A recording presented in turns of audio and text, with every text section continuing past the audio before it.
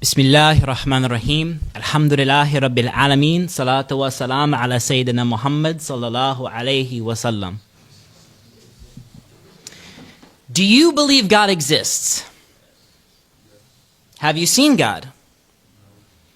Do you believe God exists because someone told you God exists? Or do you believe God exists because you've experienced God in your life? Well, brothers and sisters in Islam and respected guests, I'm here today to tell you and stand before you and declare that I believe God exists. I believe God is one, alone with no partners. And I believe this because I've experienced God personally in my life. The words of Allah subhanahu wa ta'ala in the Quran say in Surat Al-Fusilat, we will show them our signs in the horizons and within themselves until it becomes clear to them that it is the truth. 15 years ago, I sat in the church with my father and my pastor, and I looked at them both straightly and I said, very frankly, I don't believe in your God. Okay? I don't believe in your God. At least, I don't believe Jesus is God. I mean, maybe he was a prophet. Maybe he was a holy man. Maybe he was a myth. Maybe he didn't exist. All I know is, if there is a God, and I'm not sure about that, it wasn't Jesus. And I was very sure of that. Why? Because the Injil, the Bible, tells us this. Jesus tells us about himself in the Injil, verily I tell you the truth, the Son can do nothing by himself. He can only do what he sees the Father doing. Well, my definition of God is an all-powerful God. And Jesus just said he had no power except for the Father. But my church said I should worship Jesus as the Lord of the universe. But the Bible tells us, when Jesus was asked, what is the most important commandment? They came to him, some scholars, said, what's the most important commandment of all the commandments? And Jesus replied to them, he said, the most important commandment is this, know, O Israel, the Lord our God, the Lord is one. This is haram number one, shirk, associating partners with God. So I sat there in the office with my pastor and I told him and my father, look, I can't be part of your church anymore, okay? I don't even think God exists. God is certainly not Jesus. And you know what? I told God. I prayed and I said, hey God, if you exist, you better send me a sign. You better prove yourself. Otherwise, I'm not going to believe in you. And you know what? I didn't get any sign. So that's it. Probably God doesn't exist. Have a nice day. Thank you very much, but your religion is not for me. So I thought he'd get really angry with me, right? I thought he'd, scream and shout at me and maybe kick me out of his office and say, get out of here, you darn blasphemer, but he didn't do that. He looked at me, and I still remember his face as he looked at me with very, very calm eyes. And he said something very profound. Actually, he had no idea how right he would be. He said, don't worry, Matthew. I know you will experience God one day. I know it, but you know what? I also know it won't be the way I experience God. And it won't be the way your father experiences God. But I know one day you will experience God. Of that, I'm sure. Well, I didn't give God another thought for a couple of years, right? I was a teenager. I was pretty rebellious as a teenager. And one day my dad sat me down for a discussion, and he said I had two choices: quit smoking pot or get out of his house. So I got out of his house. I got my own apartment. I moved out on my own. And, as a teenager with not a lot of money, I had to get the cheapest place I could, right? So I ended up with this apartment on sort of the wrong side of town, and it was this old Polish mansion. It was huge, converted into subdivided units, and the place was haunted, okay, full of jinn, all right? So we say ghosts in English, but this place was haunted with a capital H. So there were plenty of strange noises from the first moment I moved in, really weird things. But, I didn't believe in God or the hereafter or angels or demon, any of that nonsense. I was like, oh, must be the pipes, must be, whatever. And then during my first week in the apartment, I was woken up at 3 in the morning with this knocking on the wall. I was like, that's weird, maybe someone's trying to get into someone else's apartment. So I was getting a little nervous. This is very weird, right? But the knocking continued. So I started to get a little scared. It's like, what's going on? So in my mind, I'm trying to rationalize these things okay, what could it be? Could it be the wind? Could it be this? Could it be that? And I couldn't explain it. And the weird thing was, this knocking kept getting closer and closer and closer to me. It went all the way down from one side of my apartment all the way into my bedroom, on the wall. Again and again, until eventually the noise was right behind my head. Now, it's no understatement to say I was absolutely terrified. I was like sitting up in bed, completely stiff and like, oh, what's going on? You know, my hair was standing up, and you know, the noise was right behind my head, and it was knocking and knocking, and finally it stopped. I was like, oh, whew. I was very relieved, right? So I laid back down in bed, and I said, oh, thank God. I was like, wait a second, I don't believe in God. Yeah, it was just some, you know, whatever, it was the wind or something. And then crash! The window of my room slammed shut right in front of my own eyes. There was no wind, not even a breeze. I was terrified. I jumped out of bed, threw on my clothes, grabbed my cell phone, you know, raced out of my apartment, and who's the one person I called? I called my dad. I said, Dad, you gotta come get me. I can't sleep in my apartment tonight. It's haunted. There's, you know, demons, da-da-da-da. Like, so thank God I have a very patient father. He just kind of sighed. Okay, where are you? I'm coming. I'll pick you up. And so he came and picked me up, and on the way back home, I remember something he said to me. He said, you know, Matthew, if you believe in God and you ask for God's protection, God will protect you. And God is all-powerful, so you have nothing to fear. And that stuck with me. But for the first time in my life, I was forced to confront that there's this world, or there's this realm that I can't see and I can't explain. The Quran says in Surah number 6, verse 104, now have come to you from your Lord proofs to open your eyes. If you will see, it will be for the good of your own soul.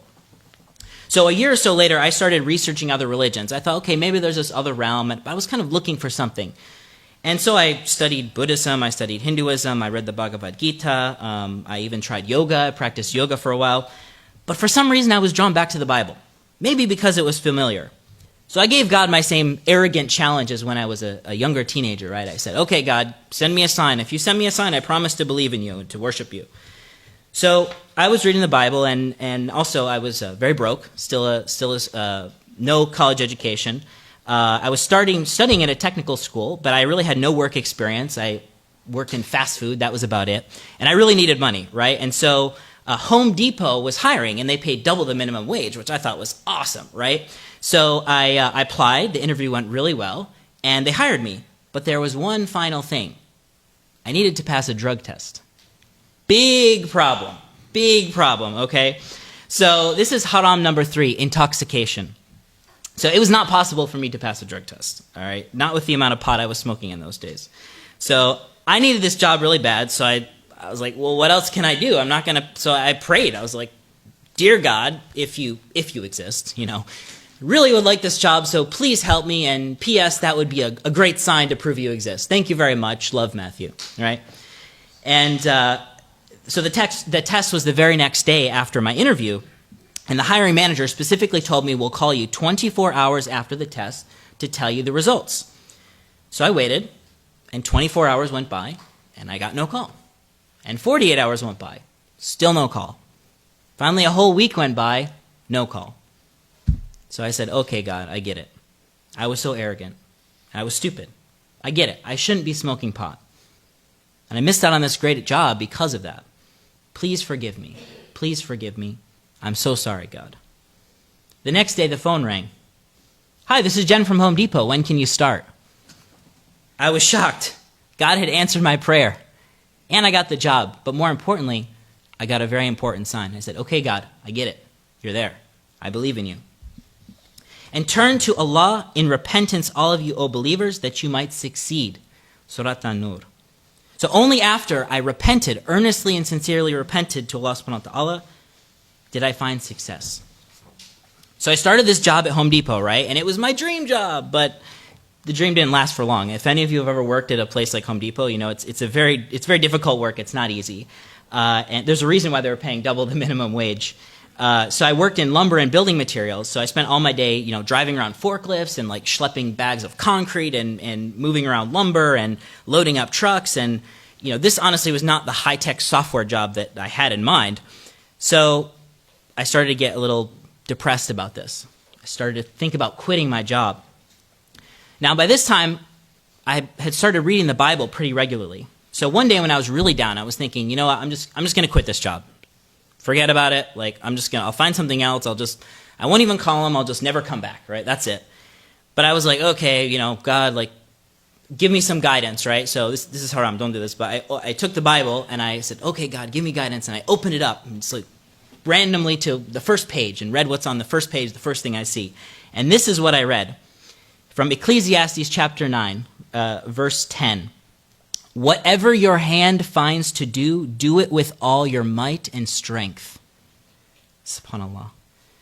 And Allah subhanahu wa ta'ala tells us in verse 83 of Surat al-Isra, when we bestow favors upon mankind, he turns his back and withdraws to one side. But when evil befalls him, he despairs. How true is that? This is haram number 4, ungratefulness. So I felt ashamed. I had prayed for this job, and I had this amazing, intervention in my life, and I'd got this great job that I prayed for, and I was willing to just throw it in the trash. So I didn't quit my job. I went to work that day, and I decided that day I would try to be the best possible Home Depot employee they'd ever seen, right? With a smile on my face, super duper helpful. The more annoying the customers were, the more I just smiled and helped them out, right? And after all, God had helped me to get the job. The least I could do is be helpful to the customers. So towards the end of the day, there was a particularly, challenging customer. Okay, this guy had me going all over the store. He really didn't know what he wanted. I was pulling stuff from high and low all over the store. But I just smiled and I tried my best to be helpful and friendly. And after I concluded the sale and we loaded up his truck with all materials, he shook my hand and he looked me in the eyes and he smiled. And he said, I really like your attitude. I could really use someone like you at my company. I own a small electronics company, and I'd like you to come in and work for me. SubhanAllah, my face just lit up like a light bulb. That's what he told me later. He said, your face lit up like a light bulb when I told you that. I was so excited. So he ended up hiring, and you know what he said to me? He was a Christian man. You know what he said to me after he hired me? He told me, these are his exact words, God put it in my heart to hire you. SubhanAllah. So I started in this company in the lowest paid position. I was... Instead of assembling electronics, they had me start out assembling cardboard boxes. It wasn't very glamorous work, but it was a start. It was a foot in the door, as we say. But within 2.5 years, I'd been promoted until eventually I was managing the largest group within the company, with a team of 5 working for me. Allah subhanahu wa ta'ala says in Surat al-Ibrahim, verse number 7, if you are grateful, I will surely give you more and more. So God had blessed me with this great career path and amazing opportunities, and eventually I had an opportunity to move out here to California and start working in the Silicon Valley, which was awesome. And so all the tech action is out here, and I'd love to sit here and tell you that after all those great experiences, I dedicated my life to God and just left all the haram and that was it. But that wouldn't be true. So honestly, I wasn't practicing any religion. I had never gone back to Christianity because, like I said, I never believed Jesus was God or a God. So I never went back to Christianity, and I hadn't really looked for a replacement. So I was just kind of floating out there. I was like letting the current of the world just kind of take me, and I came to California, and I was like, oh, wow, groovy, man, everything's cool, like try it all out, right? And, when you move across the country, if some of you may have moved from faraway places, if you move, especially if you're alone, you become a bit depressed, right? And so there was an emptiness inside of me, and I began to try to fill that emptiness with different things, with alcohol, with smoking more marijuana. And then there were California girls also. This is haram number 5, zina, unlawful sex. So the first serious relationship I had in my life was with an Iranian girl. She was literally fresh off the airplane, not fresh off the boat, because we don't take boats anymore. But she'd been in the country a week when we went on our first date. And so to her, I was probably this bad pot-smoking, drinking, motorcycle riding, guy. But to me, she was this beautiful, exotic, otherworldly type of person. And in fact, on our second date, I still remember she was telling me a little bit about her religion, and she's like, oh yeah, in my religion, a man can have 4 wives. And I laughed. I thought she was joking. I laughed in her face, and I feel bad now because I insulted her, actually. But, we grew closer and closer in our fondness for one another, but it was a forbidden relationship. It was a haram relationship. And she hid me from her family for many months. But as things got more and more serious, we started to consider a future together. So eventually she introduced me to her family, and they actually really liked me, and believe it or not, they accepted me. But there was just one thing. She said, well, if we're going to have a future together, if you want to marry me, you have to become Muslim. I was like, I have to become Muslim? I was like, you're not even practicing. Why should I become a Muslim? Like, what's so special about your religion that I should take your religion, you know?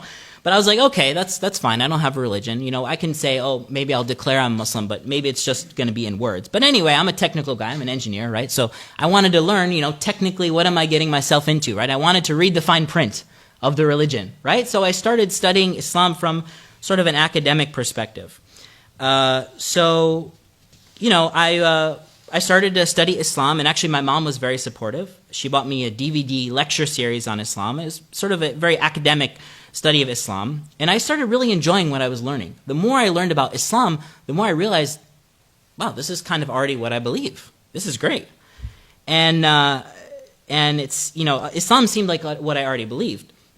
But this part of my story doesn't end the way you might be thinking, because in 2011, we went to this Valentine's Day party, and when we left the party, I noticed the way she was looking at another guy, and within 1 week, we had broken up. It wasn't the right match. It was not the right match. So this future we've been dreaming and planning for together was instantly torn apart, right? And we were both really torn up about it. But, you know, I felt in a way like a part of my identity had been taken from me. And I mean, I'd even learned Farsi for this girl, right? I actually speak semi-fluent Farsi to this day. And, you know, all that was sort of taken from me. And I was still reading Quran and learning about Islam. And I thought, you know what, I'm just going to continue doing this. You know, I'm interested in this. I'll just continue learning. So in my heartbreak, I sort of drew near to Allah subhanahu wa ta'ala in learning about Islam. Surely by the remembrance of Allah, our hearts set at rest. In Surat Al-Ra'd.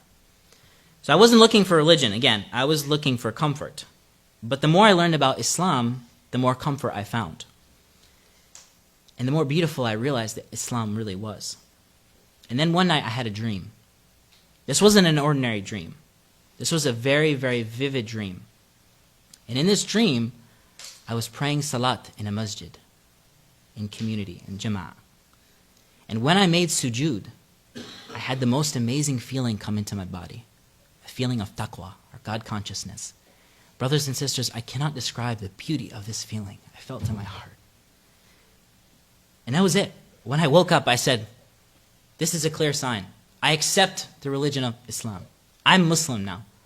I believe, God, you are one, alone with no partners, and I believe Muhammad is your messenger. That was it. That's how I became Muslim. Allahu Akbar. So the easy part was over. Right? I woke up, I was like, okay, I'm Muslim now. All right. But Islam is not just a religion of faith. Right? Islam is a religion of action. So the problem was, for me, my original study of Islam was like an academic exercise. I didn't know the practical aspects of Islam. For example, I knew there were 5 daily prayers, but how should I pray? Like, what do I actually have to do? You know, I knew there was something, you know, I knew I should wash before prayer, but how do I wash? What do I wash? When do I wash? Right? All those practical aspects. What about going to the masjid? If I go to a mosque, what will they say? Will they believe I'm Muslim? Will they think I'm a spy? Like, I don't know what the Muslims think about Americans who become Muslim. I have no idea, right? So, believe it or not, I was so afraid to go to masjid. I was a Muslim for an entire year, and I didn't go to a masjid because I didn't know what to do. So, you know, this personally didn't happen to me, but I heard a story at a local masjid here, not this one, in the Bay Area, and they had a halaqah and a dinner, and there was a new revert to Islam. A brother went there, and they were having the dinner, and now this brother was left-handed, and he ate the food with his left hand, and someone who was not maybe a very learned person said, "Brother, don't you know that's haram? The food is in the hellfire," and was like yelling at him. And this is his first time in a masjid. Do you think he came back? No, he didn't come back to that masjid. No, who knows what if he stayed with the deen or not? I don't know. Alhamdulillah, this didn't happen to me. But you know, they never saw that brother again. But these brothers and sisters in Islam are the things we struggle with is reverts to Islam when we enter Islam. It's the practical aspects of the fiqh, right? And so I'll tell you about my first time at a masjid. So I went to Tawheed here up in San Francisco. And I had started kind of figuring out how to pray. I hadn't memorized Surat al-Fatiha yet, but I kind of knew the basics. But not really. I was still very uncomfortable. And no one greeted me when I first went in, so I just kind of like went in the masjid and like sat there. I was like, okay, what's going to happen? They're going to kick me out? Like, alhamdulillah, a brother came in to pray. It was sort of in between prayers. And a brother came in and he said, oh, brother, have you prayed yet? I said, no, I haven't prayed yet. He said, okay, let's pray together. You lead. And I said, oh, I'm sorry, I can't lead. He said, why not? Go ahead, lead. I said, no, I can't lead because I don't know how to pray. He said, okay, no problem, I'll show you. Which is great. He very simply showed me, he made it very simple for me. He said something like, okay, all you need to do is follow me, follow the leader.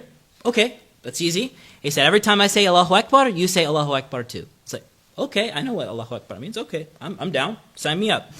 So he led me in prayer, and we prayed together, and then after he talked to me for a little bit, and it was very nice.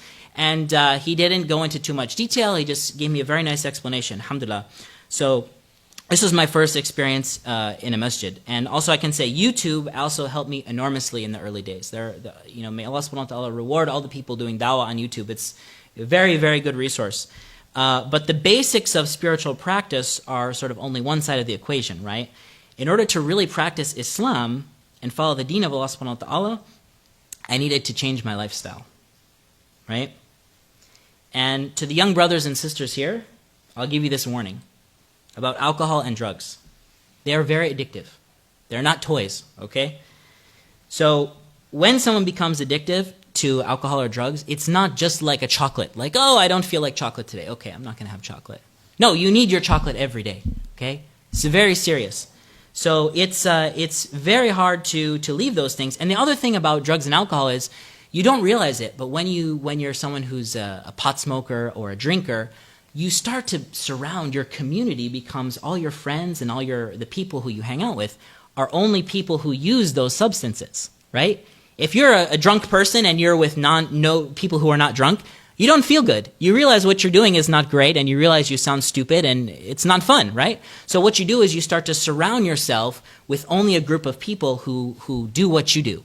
Right? So addiction is hard enough in itself, but also distancing yourself from the people who are potentially leading you back to the haram, right? That's very important.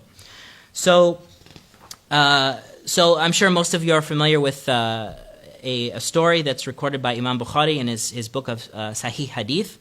So there was a man who he'd murdered 99 people. Nodding your heads if you've heard this hadith. So the man had murdered 99 people. He went to the masjid. He talked to a man of knowledge, and the first person he talked to really didn't grasp what he was saying, and he said, you murdered 99 people? No way, you can't be forgiven. And so he said, okay, I'll just make you the 100th person then, and he kills the guy, right? And then he talks to another person, and the person says, yes, you can be forgiven, but my suggestion, you have to leave the people you're hanging out with, right? You have to go to a new neighborhood. And there's different narrations of how the story ends, but he dies halfway to making his journey to his new home, and Allah subhanahu wa ta'ala grants him Jannah because he made the niyyah, he made the intention, and he started on his journey to leave these friends that were bringing him back to the haram. So this is very important, and it's not easy. But the point I want to emphasize here is you need to surround yourself with good people who have a positive influence on you, because the people you hang out with will have a major influence on you. And so a year after embracing Islam, I was still struggling with intoxicants until one day when I was praying salat and I made sujood, Allah subhanahu wa ta'ala showed me the shame of all the money I had wasted and all the time I had wasted and all the intellect that I had squandered on being intoxicated for so much of my life. And I was so ashamed. I was so ashamed. While I was still in sujood, I cried and I said, I'm so sorry, I'm so sorry. I said, never again, I swore, never again will I touch intoxicants. And alhamdulillah, brothers and sisters in Islam, I can say to you today, since that time I have never gone even near to intoxicants. Allahu Akbar. So, alhamdulillah, I kept true to that promise. And honestly, I can't begin to describe how much better, how much happier I am in my life overall. So, when you take those steps, alhamdulillah, the deen of Allah subhanahu wa ta'ala does not just give you spiritual success, but it gives you success in the dunya and the akhirah. Success in this life and the next. And alhamdulillah, I can say that is so true. So, one area I had success in was my career, alhamdulillah. So I actually ended up starting my own tech business. But I had a problem with cash flow. Cash flow is like, you sell some products and you get paid later, right? So in my business, I had this problem with cash flow. I was selling products but getting paid a long time after. So I talked to my non-believing business advisors, and they said, "Oh, just go to the bank and take a loan. That's it. So easy, very easy." I said, "Wait a second. I'm following Islam. I can't just take a loan and pay riba, right? Riba is haram. This is the next haram." So I was like, "What do I do?" Right? So what did I do? I went back to YouTube. So many of us know that interest and usury are prohibited, but how many of us actually know what the Islamic suggested mode of financing is? Right? How many of us know about mudaraba and musharaka, right? And murabaha. These are things that many of us don't know about in our community. And it's unfortunate because the deeper I went into researching these things, is similar with all the other research I did in Islam, the more beautiful I found it is. The more beautiful I found that the fiqh of business actually is. And most of the brothers and sisters I've talked to about Islamic business, they have no concept of musharaka or mudaraba or any of these things. And it's really unfortunate because I feel this really as a community puts us at a loss. Because the scholars have gone so deep in this, and just a basic understanding of these fiqh issues can go a long way. SubhanAllah, like, the deen and the fiqh of worship is something that influences every day, right? Praying 5 times a day. But also every day we go to the store, we conduct business, we have a job. So we have to make sure that those things that we're doing in our life every day are also following the deen of Allah subhanahu wa ta'ala. So, I made it my decision and my mission to help Muslim businesses to get financing in a halal way using these principles of mudaraba and musharaka. And that's why I created my company Blossom. Our website's blossomfinance.com. Happy to talk to any of you about that. But thank you so much for inviting me, and jazakallah khair for the organizers, and I'm happy to answer any questions about anything I've said or in general anything about my journey to Islam, inshallah.